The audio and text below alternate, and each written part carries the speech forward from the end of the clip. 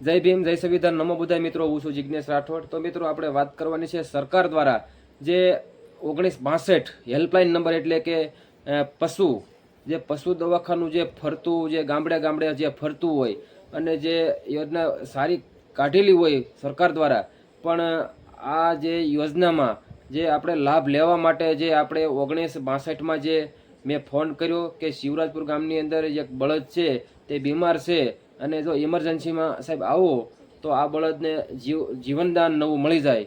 એટલે આપણે હેલ્પલાઇનમાં 1962માં ફોન કર્યો તો એ લોકો એવી રીતે કહે છે કે તમારે વારો છે ત્યાંનો, અને ઉપલા અધિકારી સાથે વાત કરી તો કે તમને પરમિશન નથી મળતી અને તમારો અમારો એક ટાઈમ પૂરો થઈ ગયો, એવી રીતે બધી વાતચીત કરી.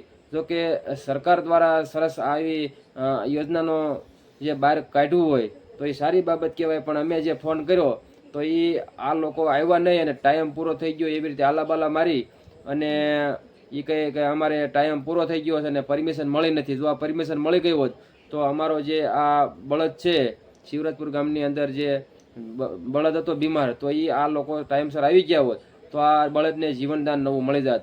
તો આ રેકોર્ડિંગ હું 1962 વાળાનું પણ મૂકું છું, આખું રેકોર્ડિંગ તમે સાંભળો અને આ રેકોર્ડિંગ સાંભળીને તમારું શું કેવું કમેન્ટ બોક્સની અંદર જરૂર જણાવજો અને આ વિડીયો વધુમાં વધુ શેર કરજો. સાંભળો તો આ રેકોર્ડિંગ. તો મિત્રો, આપણે 1962માં ફોન કર્યો પણ આ લોકો એમ કહે છે કે અમને ઉપલા અધિકારી પરમિશન નથી આપી. જો આ લોકોએ પરમિશન આપી હોત તો આ બળદનું નવું જીવનદાન અત્યારે નવું મળી જાત. આગળ સાંભળો રેકોર્ડિંગ પૂરેપૂરું. નમસ્તે 1960 આપનો પેશન્ટ એ નમસ્કાર, નમસ્કાર સાહેબ, જિજ્ઞેશભાઈ રાઠોડ બોલું છું શિવરાજપુરથી. હા, શું છે પશુમાં જણાવી હા શકો સાહેબ, છો? એક ઇમરજન્સીમાં એક બળદ એક 2 દિવસથી એમને પડ્યો છે, ઊભો નથી થતો. ચિંતા ના કરશો. કયા જિલ્લા તાલુકામાંથી વાત કરો છો જાણી શકો છો? રાજકોટ જિલ્લાનું જસદણ તાલુકાનું શિવરાજપુર ગામ. જસદણ તાલુકાનું શિવરાજપુર ગામ. હા, તાત્કાલિક સાહેબ. કોલ ચાલુ રાખજો, આપના ગામની માહિતી ચેક કરું હા ત્યાં સાહેબ. કોલ કટ ના કરતા ચાલુ હા રાખજો.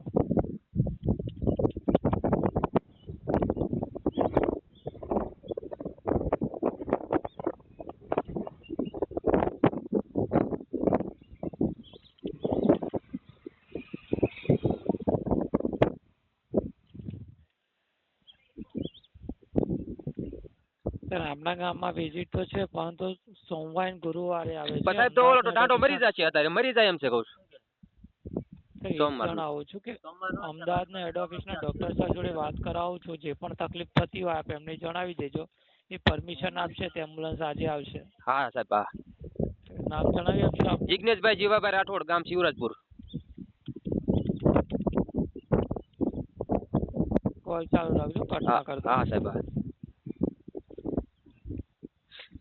હાલ છે ને એટલે ભાઈ, નકર પછી ઓલું પૂરું થઈ જાય ને. कृपया लाइन पर बने रहें। आपकी कॉल अधिक जानकारी के लिए हमारे अधिकारी द्वारा होल्ड पर रखी गई है, जिसका जवाब जल्द ही हमारे अधिकारी द्वारा दिया जाएगा। 1962 करुणा एनिमल एम्बुलेंस सेवा अबोल पशु और કોલ પર રહેવા બદલ આપનો આભાર સર. ડોક્ટર સાહેબ લાઈન પર છે, વાત કરી શકો છો. નમસ્કાર સાહેબ.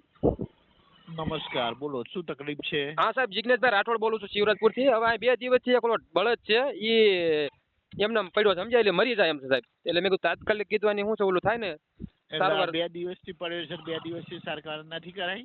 પણ સાહેબ એમાં એવું છે, મારે ધ્યાને અત્યારે ગયું. એટલે તો 2 દિવસથી શી ખબર પડી કે 2 દિવસ? અરે એમાં ગામ લોકો કહેતા હોય ને મારો જ છે.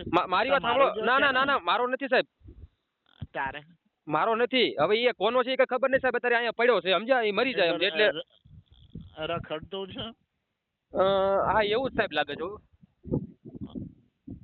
એટલે તમારો નથી. બળદ છે કે પછી આખલો છે? ના ના, ટાંડો જ છે, બળદ જ. બળદે રખડતો છોડી દો છે લોકો.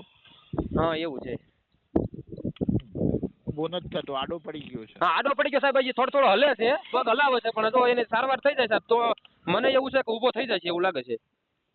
હા, હા ઊભા કરવાનો ટ્રાય કર્યો છે ખરો? ખોરાક કોઈ આલે છે, આપેલું છે એવું? ના ના સાહેબ, એવું કઈ ખોરાક કઈ આપેલું નથી. એમનામ ઈ તડફડે છે, એટલે મને એવું લાગે છે ખોરાક ની જરૂર હોય એવું લાગે છે એને તો. અને થોડોક દવા ની અશક્તિ નું છે ને, તો તમે આવો તો સાહેબ તો સારું એમ.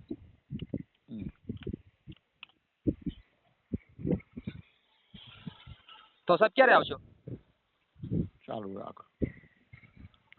हेलो यार पक्षी के लिए निःशुल्क उपलब्ध है।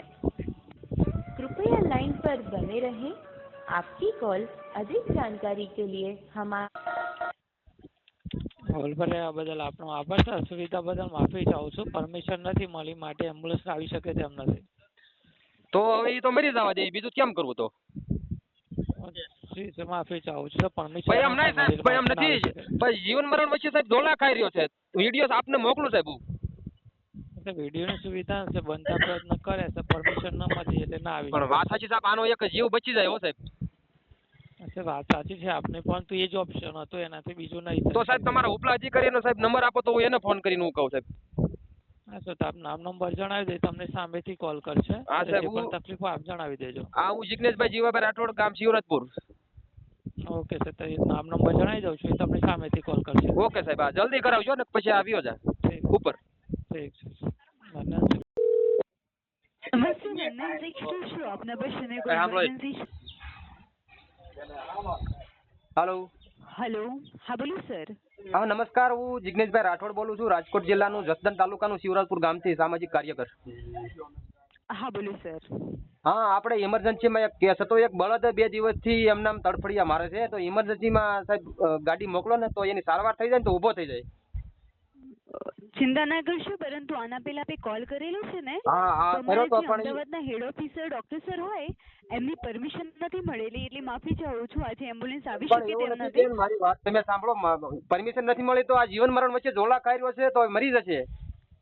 સર માફી ચાહું છું, અત્યારે સુવિધાનો સમય પણ પૂરો થવા આવેલો છે. આપ કાલે કોલ કરી શકો છો, તો માહિતી મરી મળી જશે, તો મરી રહેશે. જશે, કાલ તો મરી જાય.